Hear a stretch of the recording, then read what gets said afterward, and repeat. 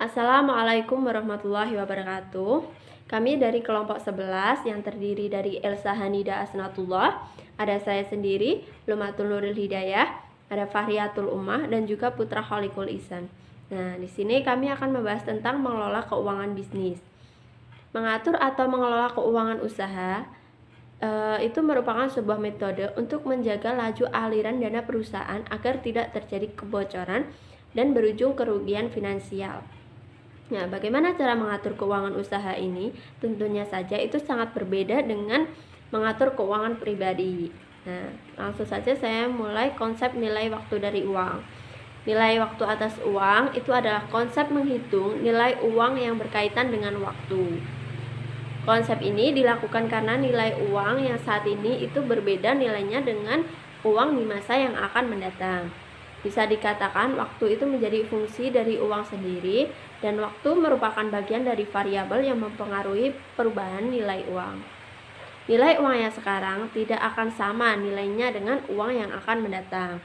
Bisa jadi dikatakan nilai uang yang sekarang itu lebih berharga daripada nilai uang suatu saat nanti atau nilai uang di masa yang akan datang. Nah, saya di sini akan mengambil satu contoh. Ketika Anda memiliki uang 1 juta rupiah di tahun 1970, dengan uang sebesar itu Anda sudah bisa hidup mewah. Tahun 1990, uang 1 juta itu sudah mengalami penurunan, namun nilainya itu masih termasuk lumayan dan dapat menghidupi keluarga secara wajar. Namun uang 1 juta di masa sekarang itu sudah tidak ada papanya lagi kan. Orang yang kaya zaman dahulu itu disebut dengan jutawan. Kalau di zaman sekarang itu disebut dengan miliuner. Dalam nilai waktu atas uang, terdapat beberapa contoh konsep penerapan yang digunakan untuk perhitungan secara sistematis. Konsep tersebut itu ada 3 jenis, yaitu ada nilai uang sekarang, nilai uang mendatang, dan anuitas. Nah, saya akan menjelaskan satu-satu dari jenis tersebut. Yang pertama ada nilai uang sekarang. Nilai uang sekarang itu menunjukkan nilai jumlah uang saat ini yang dapat dibungakan untuk mendapatkan jumlah uang yang lebih besar di masa yang akan mendatang. Yang kedua, ada nilai uang akan datang, merupakan nilai uang yang diterima di masa mendatang. Jadi uang ini diterima di masa yang akan datang dari sejumlah uang yang disimpan sekarang dengan tingkat bunga tertentu. Karakteristik dari uang yang akan datang ini adalah kemungkinan jumlah uang yang dimiliki seseorang menjadi berlipat ganda gitu. Yang ketiga ada anuitas atau pembayaran bertahap. Anuitas ini merupakan suatu pembayaran atau penerimaan tetap yang dilakukan secara berkala dalam jangka waktu tertentu. Nah, saya di sini akan mengambil contoh. Contohnya itu yang umum biasa kita jumpai. Itu dari anuitas ini ada bunga yang diterima dari obligasi atau dividen tunai dari suatu saham. Anuitas sendiri ada 2 jenis, yaitu anuitas biasa sama anuitas jatuh tempo. Nah, anuitas biasa ini yang pembayaran atau penerimaannya terjadi pada akhir periode, sedangkan jatuh tempo itu dilakukan di awal periode, seperti itu. Nama saya Elsa Hanida Asnatullah dari Prodi Akuntansi. Alasan-alasan berinvestasi. Investasi bisa diartikan menyimpan uang dengan tujuan memperoleh imbal hasil atau retur dengan tujuan dan jangka waktu tertentu. Besarannya sangat tergantung dengan kemampuan modal Anda sendiri. Investasi juga bisa diartikan pengorbanan seseorang dalam bentuk penundaan pengeluaran dengan tujuan memperoleh keuntungan di masa yang akan datang. Dalam makna lain, investasi adalah cara mengelola uang. Pengelolaan itu bisa dibelikan pada real asset, financial asset, atau ditanam ke dalam suatu usaha dengan tujuan mendapat keuntungan. Investasi juga dapat berupa saham atau obligasi dan lain-lainnya. Ada beberapa alasan mengapa orang berinvestasi.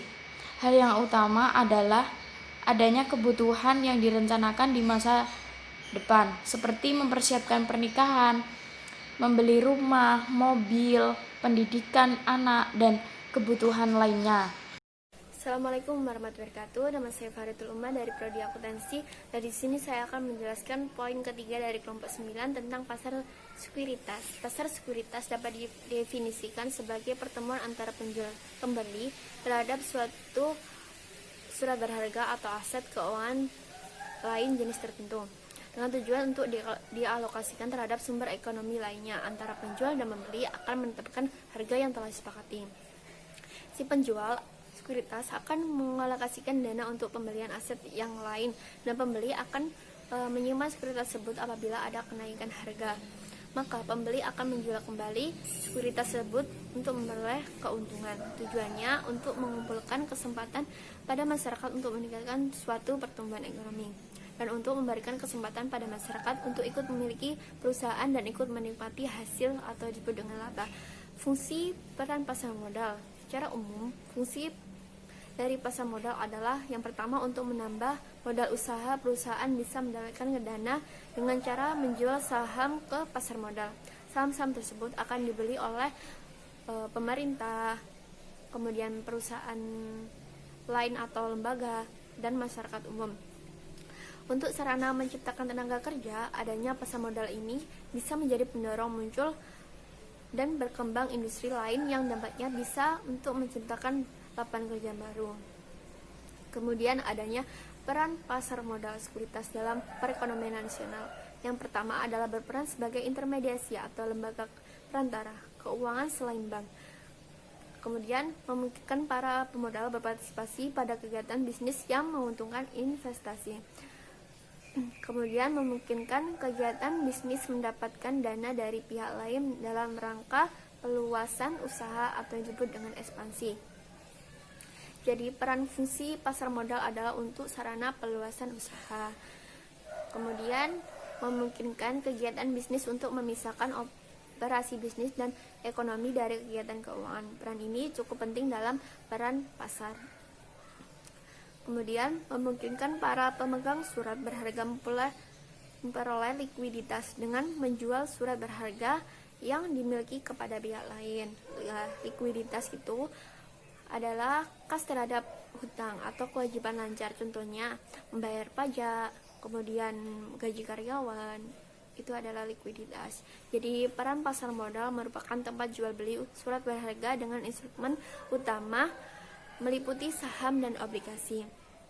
Keunggulan pasar modal antara lain menyediakan sumber pembiayaan jangka panjang untuk dunia usaha.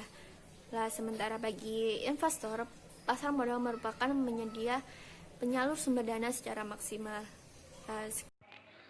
Saat bicara tentang investasi, banyak ahli yang menekankan pentingnya investasi, tapi ternyata tidak semua orang mengerti apa itu investasi. Gampangnya gini, klarifikasi adalah perwujudan dari ujaran Don Full Alyur ya agar telurnya nggak pecah semua saat keranjangnya jatuh. Tujuan dari diversifikasi investasi adalah mengurangi risiko dengan melakukan investasi pada beberapa instrumen yang berbeda, menaruh telur di berbagai keranjang berbeda.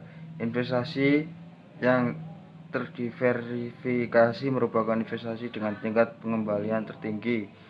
Untuk risiko paling rendah itu karena setiap aset berbeda bisa memiliki reaksi yang berbeda-beda pula terhadap peristiwa ekonomi yang sama. Saat salah satunya naik, yang lainnya bisa saja jatuh. Begitu juga sebaliknya. Itulah mengapa diversifikasi investasi adalah pertahanan terbaik Anda melawan krisis keuangan. Memilih aset untuk diversifikasi itu membuat portfolio yang beragam. Paling tidak investasimu harus mencakup aset-aset seperti saham, obligasi atau sekuritas pendapatan tetap lainnya, dan instrumen pasar uang. Saham akan menguntungkan saat ekonomi tumbuh. Untuk obligasi dan sekuritas pendapatan tetap lainnya dapat mendapat keuntungan, bahkan saat ekonomi melambat, sedangkan untuk instrumen pasar yang hampir selalu dapat memberikan keuntungan walaupun tidak sebanyak jenis aset lainnya. Cara perusahaan menumbuhkan modal: dibukanya pasar modal, akan ada investor-investor yang ingin menanamkan saham-sahamnya, nilai yang akan menjadi modal tambahan untuk sebuah PT. Penawaran saham ini dilakukan agar perusahaan mendapatkan suntikan dana untuk keperluan ekspansi bisnis, kembali mesin, peralatan, membayar hutang, dan lain-lain.